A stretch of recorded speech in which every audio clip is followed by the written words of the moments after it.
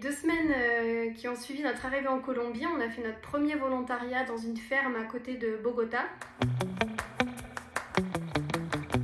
Je m'appelle Nicolas, j'ai 27 ans Et moi je m'appelle Laurine, j'ai 26 ans. et on a décidé de partir faire un PVT en Colombie.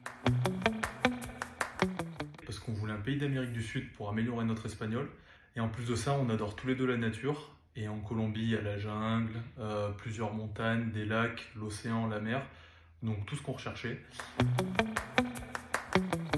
On s'est préparé à notre départ en Colombie grâce au site pvtis.net notamment, parce qu'on a lu beaucoup de témoignages de personnes qui sont parties avant nous, donc ça a répondu à pas mal de nos questions.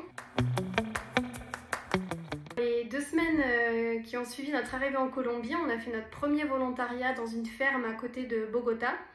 On l'a trouvé grâce au site Workaway. Alors moi, avant d'arriver en Colombie, j'avais un niveau qui était assez moyen. Mais j'avais fait en fonction de travailler les mois avant d'arriver sur le territoire pour au moins avoir les bases.